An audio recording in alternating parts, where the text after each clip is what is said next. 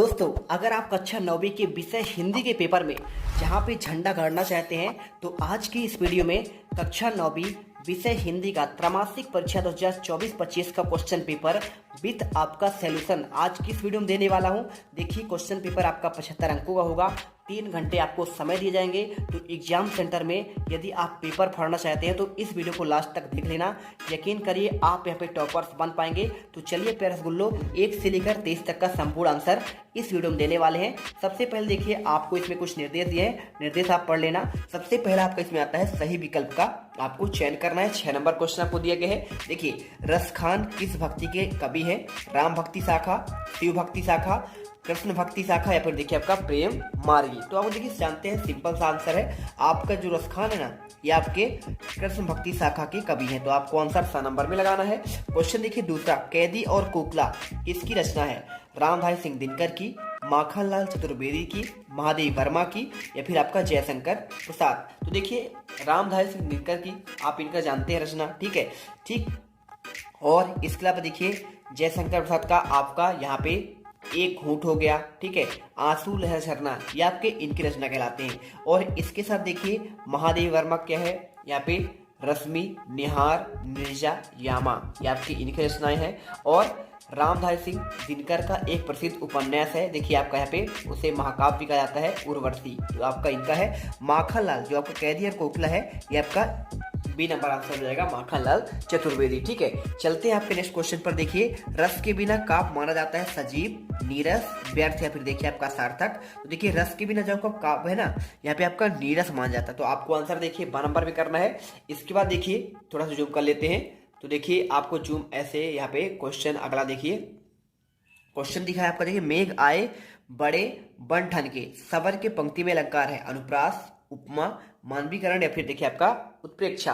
तो देखिए सिंपल सा क्वेश्चन है। अगर मैं इसके आंसर की बात करूं तो आपको देखिए सिंपल तरीके से आपको इसमें अनुप्रास अलंकार कर देना है, ठीक है। क्या करना है?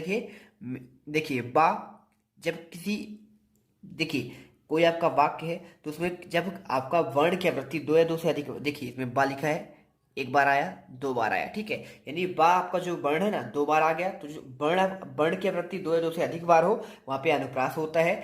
उपमा देखिए, अगर उसमें सास ही सम ऐसे शब्द आए तो उपमा अलंकार कहलाता है। उत्प्रेक्षा में देखिए जानहु, मानहु, है ना, जानू और मानू ऐसे शब्द आते हैं तो आपका देखिए उत्प्रेक्षा अलंकार होता है। चलते हैं आपके नेक्स्ट क्वेश्चन पर। देखिए, कांजी हाउस का चौकीदार लालटेन लेकर आता है, हाजिरी लेने, खाना देने, मारने, फिर इनमें से कोई नहीं। तो देखिए आपको आंसर जो है आ नंबर हाजिरी लेने करना है।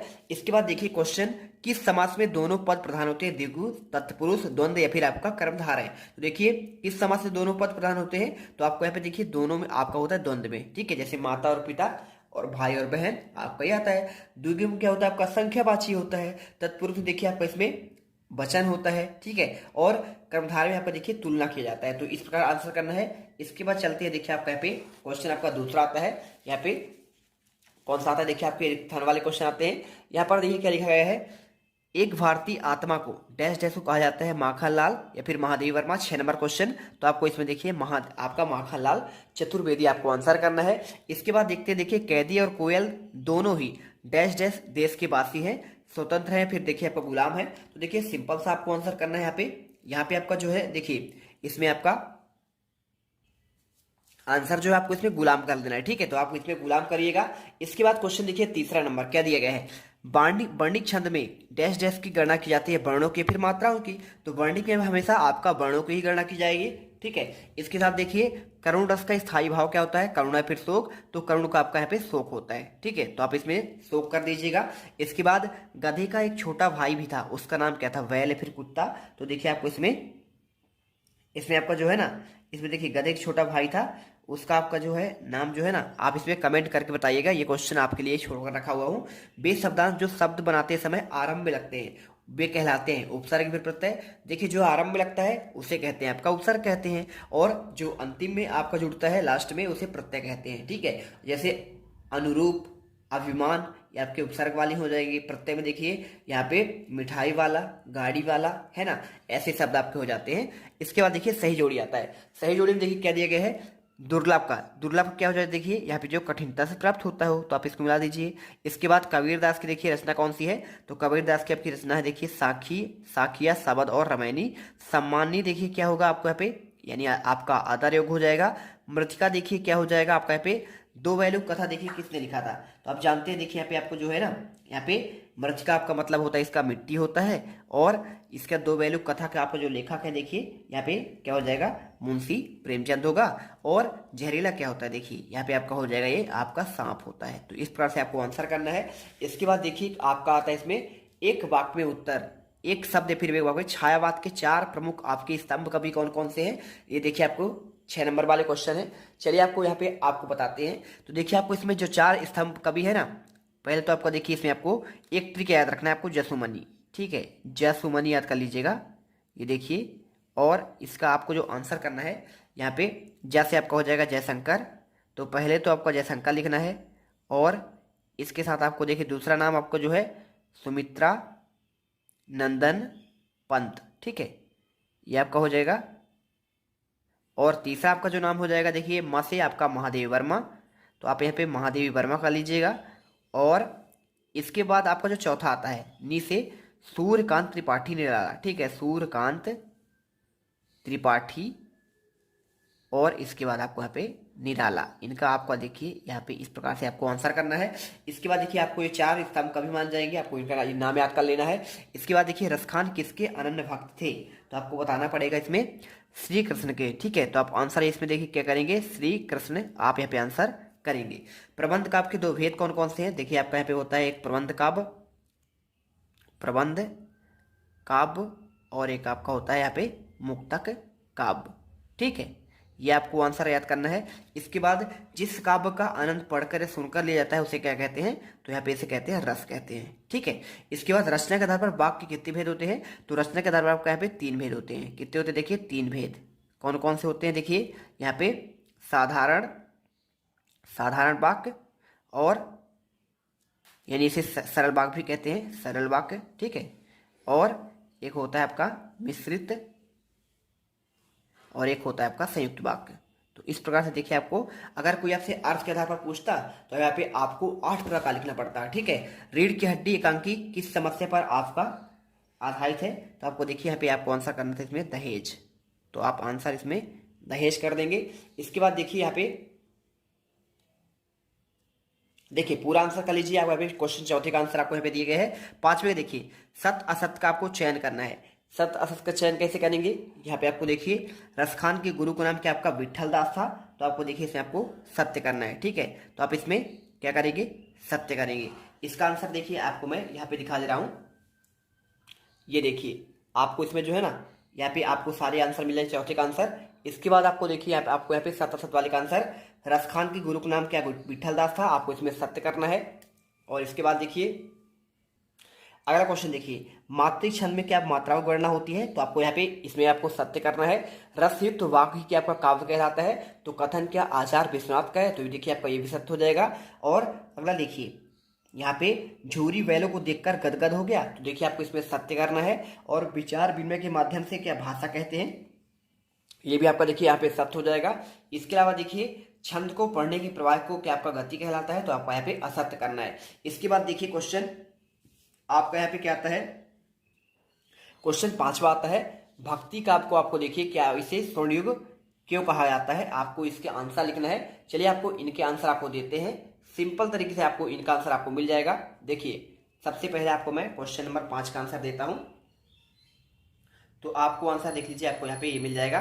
क्वेश्चन 5 का आंसर आप इसे ये लिख दीजिएगा, ठीक है। आडंबरों खंडन, भक्ति काल में सभी आडंबरों खंडन करते हुए मानवतावाद की स्थापना की गई है, और इस प्रकार भक्ति काल का महत्व साहित्य और भक्ति भावना दोनों दृष्टियों से बहुत अधिक है, इसी कारण से स्वर्णयुग कहा गया है। इसके बाद देखिए आपका छायावाद की 2 प्रमुख विशेषता पूछा गया है, तो आप आंसर देख लीजिए, आपको यहाँ पे लिखना पड़ेगा पूरा आंसर। ध्वन्यात्मक लाक्षणिकता, सौंदर्य, प्रकृति विधान, उपचार, वक्ता के साथ सहानुभूति की छायावाद में विशेषता है, आप इसे आंसर करिए। और इसके बाद देखिए यहाँ पे क्वेश्चन आपका जो है 6 नंबर आता है, कबीरदास की शिल्प सौंदर्य की बात कर रहा है, तो आपको देखिए आंसर यहाँ पे जो है इसका आंसर आपको यहाँ पे ये मिल जाएगा, ठीक है। तो कबीरदास की आपको देखिए शिल्प सौंदर्य आपको यहाँ पे ये मिल जाएगा पूरा। बे इस तरह के आडंबर रचाकर स्वयं को श्रेष्ठ जिताने की कोशिश करते हैं। कवि संसार को इन आडंबरों की निरर्थक के बारे में बार बार कहता है, परंतु उन पर कोई प्रभाव नहीं पड़ता है। कबीर सहज भक्ति मार्ग को सही ठहराते हैं। इस प्रकार देखिए आपको आंसर जो है आपको यहाँ पे लिख देना है, ठीक है। तो आप इनका आंसर कर लीजिएगा सिंपल तरीके से। इसके बाद देखिए आपको यहाँ पे क्वेश्चन अथवा का सुमित्रानंद पंत के भाव सौंदर्य की बात कर रहा है, तो आपको आंसर इसका भी देखिए आपको यहाँ पे ये मिल जाएगा, ठीक है। तो आप पूरा आंसर देखिए आप इसे कर लीजिएगा। इसके बाद चलते हैं आपको क्वेश्चन नंबर 7वां। देखिए क्वेश्चन जो आपको 7वां आता है ना, यहाँ पे क्या पूछ आप क्या बोला गया है, देखिए मानसरोवर से कवि का क्या आशय है। तो देखिए आपको अगर मैं इसके आंसर की बात करूं तो यहाँ पे क्वेश्चन जो है ना आपको यहाँ पे मानसरोवर से कवि का आशय है हृदय रूपी तालाब से है जो हमारे मन में स्थित है। इसके साथ देखिए हथकड़ियों को गहना क्यों कहा जाता है। तो देखिए कवि ने हथकड़ियों की तुलना गहनों से की है, क्योंकि भले ही यह कवि के लिए हथकड़ी है परंतु ये ब्रिटिश सरकार द्वारा दी गई पराधीनता है और यह ब्रिटिश राज का प्रतीक है जो अंग्रेज द्वारा पहनाया गया था। तो आपको इसकी बात करिए। इसके बाद क्वेश्चन देखिए रूपक अलंकार और अनुप्रास अलंकार की यहाँ पे परिभाषा की बात कर रहा है। तो देखिए आपको यहाँ पे आंसर ये देखिए आपको आंसर ये मिल जाएगा। रूपक अलंकार वह अलंकार होता है जिसमें उपमेय और उपमान के बीच कोई अंतर नहीं होता है। आप इसे पूरा आंसर कर लीजिएगा। इसका आपका उदाहरण भी आपको दिया गया है, ठीक है। इसके बाद देखिए आपको अनुप्रास अलंकार के उदाहरण आपको यहाँ पे पहले आपको इसकी परिभाषा लिखना है और परिभाषा के बाद आपको यहाँ पे उदाहरण भी आपको दिया गया है, देखिए, ठीक है। कर लीजिए क्वेश्चन नंबर 9 देखिए चौपाई छंद की परिभाषा आपको उदाहरण सहित आपको बतानी है। तो क्वेश्चन अगर मैं 9 की आंसर की बात करूं तो देखिए आपको यहाँ पे चौपाई छंद की परिभाषा का आपको आंसर आपको ये मिल जाएगा, ठीक है। ये आपका सममात्रिक छंद है, 16-16 मात्राएं होती है और आपका यहाँ पे उदाहरण भी आपको दिया गया है। तो आप इस प्रकार उदाहरण भी कर लीजिएगा। इसके बाद चलते हैं क्वेश्चन देखिए दोहा छंद की बात कर रहा है। तो दोहा छंद का आपको आंसर कैसे लिखना है, देखिए ये रहा। तो दोहा छंद का आपको देखिए आंसर आपको यहाँ पे ये कर देना है। दोहा आपका एक अर्ध सममात्रिक छंद है और यह छंद सोठा के आपका विपरीत होता है, क्योंकि देखिए इसमें आपका प्रथम और तृतीय में 13 होती है ना। सोठा में आपका क्या होता है 11 मात्राएं होती है, यानी इसका उल्टा होता है। और द्वितीय में इसमें देखिए 11 मात्राएं, तो उसमें आपका 13 होती है। तो इस प्रकार देखिए आपको आंसर करना है और इसका आपको यहाँ पे उदाहरण भी आपको दिया गया है। तो आप इसे आंसर याद करिए। और इसके बाद क्वेश्चन देखिए 10वां प्रेमचंद की 2 रचनाएं लिखते हुए उसकी भाषा शैली की आपको विशेषता बतलानी है, ठीक है। तो कैसे आंसर करेंगे, देखिए यहाँ पे प्रेमचंद की 2 रचनाएं, तो आपको यहाँ पे देखिए ये मिल जाएगा। देखिए इनकी आपकी 2 रचनाएं कौन कौन सी जाएगी, गोदान, कर्मभूमि, पूस की रात। यहाँ पे 4 दिए गए हैं, 4 में से आपको 2 करना है। भाषा आपको देखिए आपको यहाँ पे ये दिए गए है। भाषा क्या होगी आपका इसका आंसर कर लीजिए, स्क्रीनशॉट कर लीजिए और आपका यहाँ पे शैली हो जाएगा। और इसके बाद देखिए आपको यहाँ पे साहित्य में स्थान आपको ऐसा लिखना है। इसके बाद देखिए महादेव वर्मा की बात कर रहा है। तो महादेव वर्मा का देखिए आपको यहाँ पे ये मिल जाएगा 2 रचनाएं निहार, नीरजा, दीपशिखा या फिर शांति गीत है। और भाव पक्ष में आपको देखिए आपको यहाँ पे ये लिख देना है और इसके बाद आपको यहाँ पे कला पक्ष आपका हो जाएगा और आपका ये हो जाएगा साहित्य में स्थान। तो आपको इस प्रकार देखिए आंसर करना है। इसके बाद क्वेश्चन देखिए आपका यहाँ पे 11वां आता है। क्वेश्चन में पूछा गया देखिए प्रेम, यहाँ पे देखिए छोटी बच्ची को बैल के प्रति प्रेम क्यों उमड़ आया और कांजी हाउस में कैद पशु की हाजिरी क्यों ली जाती है। तो देखिए इसका आंसर आपको यहाँ पे ये मिल जाएगा।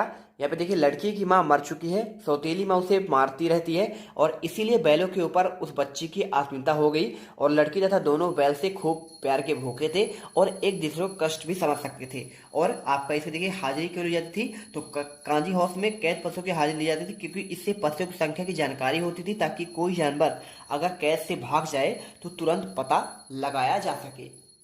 इसके बाद देखो आपका जो क्वेश्चन 12वां आता है नाटक और एकांकी में अंतर पूछा गया है, ठीक है। तो देखिए आपको नाटक और एकांकी में अंतर कैसे लिखना है। आपको यहाँ पे कहानी, उपन्यास और नाटक एकांकी। तो देखिए नाटक में आपको यहाँ पे नाटक में अनेक अंक होते हैं और एकांकी में आपका एक अंक होता है। नाटक में देखिए आपको इसमें सहायक कथाएं होती हैं और इसमें सहायक घटना होती है। अब देखिए अथवा का आंसर देखिए कहानी और उपन्यास में अंतर। तो कहानी मानव जीवन की किसी एक घटना का वर्णन होता है, जबकि देखिए उपन्यास में क्या होता है समग्र मानव जीवन का संपूर्ण चित्रण होता है। देखिए कहानी में आपका एक छोटा सा अंश होता है और देखिए कहानी एक ही घटना में आपका यहाँ पे बताती है, लेकिन उपन्यास पूरी आपका जो है ना गौड़ और आपका मुख्य कथाएं पूरा का पूरा आपका यहाँ पे होता है। निपात देखिए और तत्सम सबकी बात कर रहा है। चलिए आपको इसका आंसर दिखा देते हैं।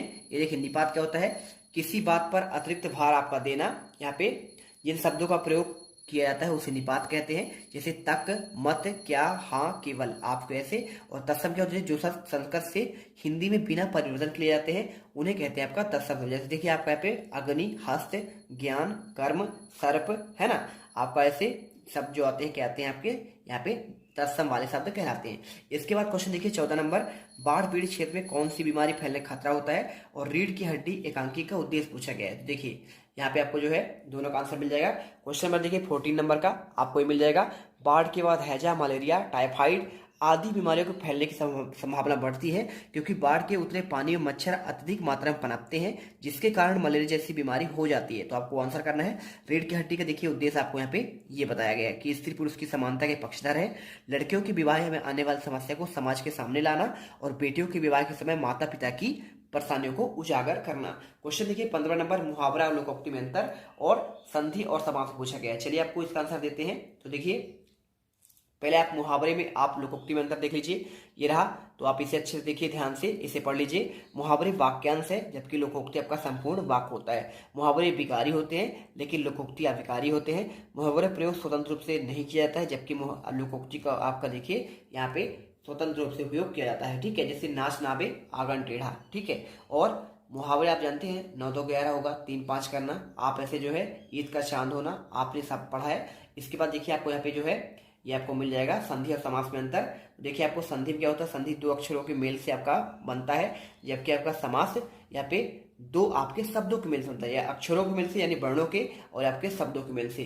ठीक है, इसकी तोड़ने की क्रिया आपका संधि विच्छेद कहलाती है और इसे तोड़ने की क्रिया समास विग्रह कहलाता है। और इसके बाद देखिए क्वेश्चन आपका मैंने 15 तक का आंसर यहाँ पे दे दिया है पहले पार्ट में। अब आपका जो सेकेंड पार्ट होगा ना, उसमें आपको देखिए पूरे आपके आगे के यहाँ पे क्वेश्चन 23 तक के आंसर आपको नेक्स्ट आपकी वीडियो में मिलेगा, क्योंकि देखिए वीडियो बहुत लंबा बन जाएगा, इसलिए हम चाहते हैं सेकेंड पार्ट में पूरा किया जाए। इसके लिए आपको करना क्या है, सबसे पहले तो देखिए अगर आप यहाँ पे त्रैमासिक के एग्जाम में, जैसे आपने क्लास 8 के पेपर में धमाल मचाया है, अब आपकी बारी है क्लास 9 की, हम पर छोड़ दीजिए, सेट वी को अच्छे से रेडी करिए। ये क्वेश्चन पेपर आपके एग्जाम में आने वाले हैं और इसके साथ आपको एक टेलीग्राम का लिंक इस वीडियो कमेंट बॉक्स में दिया जा रहा है, फटाफट जाकर ज्वाइन कर लेना, जिससे आप क्या कर सके, यहाँ पे टॉपर्स बन सके।